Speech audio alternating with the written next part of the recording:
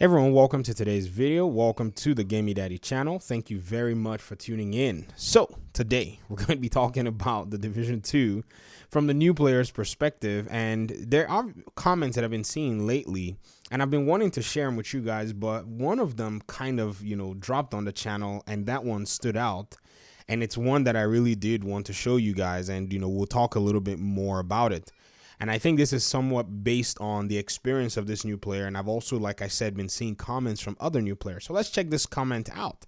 So this person said, okay, you veterans, I just started playing and I just simply love this game. From weapons to walking slow, looking at the game and taking in all of its beautiful scenery. My 2080 Ti just flows with this game. It really does look good. So much rewarding content. I'm mad I started so late. On that note, some people put in hundreds and thousands of hours, not because it's a bad game, so let me enjoy it too. All I see is horrible reviews about how much a letdown it is. I just don't agree. I'm sorry. I'll be playing this well into the next year, and I have friends that feel the same way.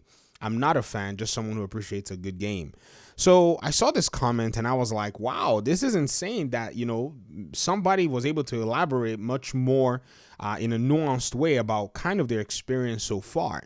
And, we get to hear and we get to see a lot of, communications about, the issues with the Division game. And sometimes it's hard to take the game for what it is. But I think when we get to the 5, 6, 7, 800 hour mark, 1,000 hours into the game, yes, sometimes we may start to see issues within the game. We may start to see problems that the game may have, but no game is perfect. And also, I'm talking about the PvE and talking about the Division 2 for what it is. There's also that side too where people see the Division 2 in the lens of the Division 1, but sometimes we don't want to embrace the reality that the Division 2 was developed by a whole set of other ideas and a whole set of other visions. If you really want to know, Magnus Jensen was the creative director for the Division 1. He is now creative director in Avatar. And then Julian Garrity took over the reins and went with the vision for the Division 2. So two different visions, and I think maybe the game designers may also have been different as well. So what you're seeing here is basically two different creative directors. If you call the Division 2, say, another game, or a summer in New York, or summer in Washington, D.C., the Division 2 will be a great game in its own right. It will have its own set of parameters and it will win. And the reason it'll win is because even till date, there are not many games that are around, that actually do fulfill the kind of niche that a Division does fulfill. I keep hearing a lot of, sentiment, about the Division 2, other games that are going to come out and beat the Division 2, but it still goes to show that the Division 2 has its own little thing that it's doing. It's not a matter of saying, these games are going to be doing this and doing that. At the end of the day, I think the developers understood something. They understood that they will never be able to please, everyone. And that this is one thing many developers understand. They know that they're not going to be able to please everyone. And so they go ahead nonetheless and make the game that they want to make. And I think another really interesting thing too is some have decided to take it really personal with, this whole game and the franchise. And I've said this before, it's a video game. I see people say the developers don't care about the game and, this. And I try to tell them they're a company. Many times companies don't necessarily care about the customers, and so I don't expect that from them. And I'm sure many players as well understand the same, which leads me into my second discussion. So if you guys look on the screen, for those of you who've been shouting, yo, you need to use new footage, stop using old footage. I love using old footage, by the way. It kind of reminds me of kind of the past in the game, but I put this new footage up here because I recorded some of my gameplay from yesterday where we did District Union Arena on Legendary. And I have a character that's basically right now level 33. He's 28 here, but I basically have been grinding Legendaries like crazy. And I've beaten all 3 of them on my new character, which is really cool because the matchmaking is insane. You hit matchmaking for anything on PlayStation, and man, there are people waiting and ready. I mean, it's insane how much people are still playing this game. And, from a lot of the, talk that sometimes we hear in the community, it is almost easy to mistake, the dissatisfaction for lack of a player base. It's also almost interesting to, I would say, mistake the lack of, let me say, internet popularity and streaming, or the lack of, say, a lot of the PvP drama and a lot of the PvP fun that we saw in the Division 1. It's interesting that many times that's also mistaken for a lack of players that are within the game, or people that are enjoying the game right now. That is not necessarily the case.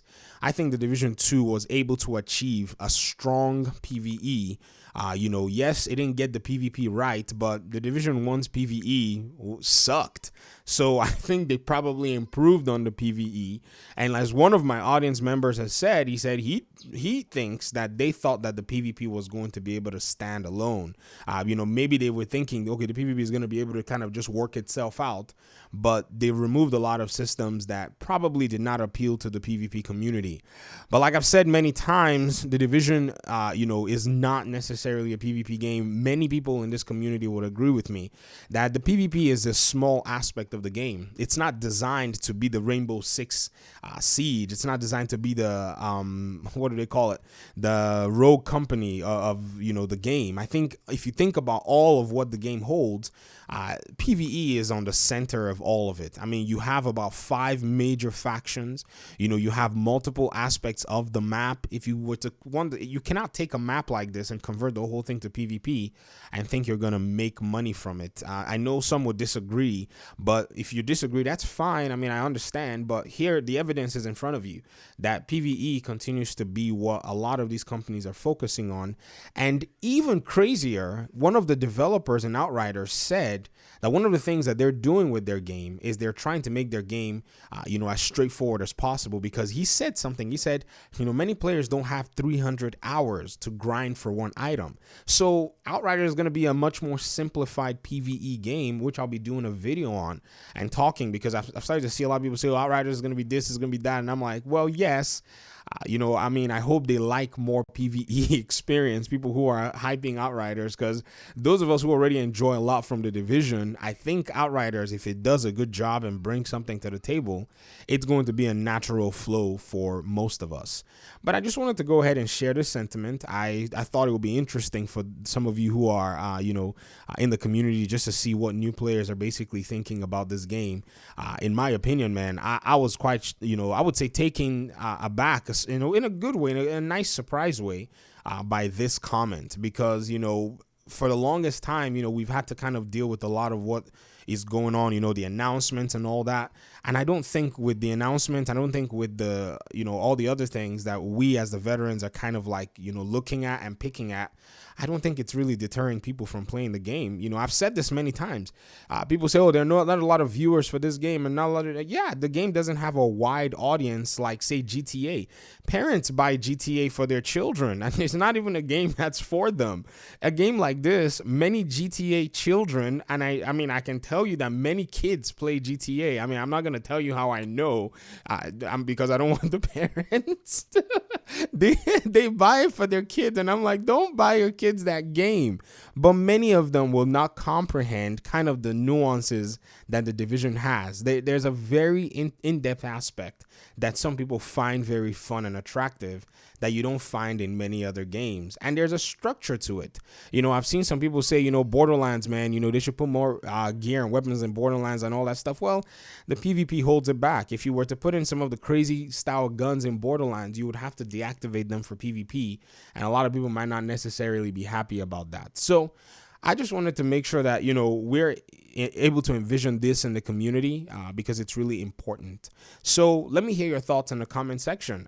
When I'm done with, making this video, I'm going to go ahead and fire up the game. I want to get a Scorpion on my PlayStation account, and perhaps even maybe get, I would say, a Scorpion on my other PC account. That's my favorite exotic right now, so I'm digging it. Talk to y'all soon. Peace out.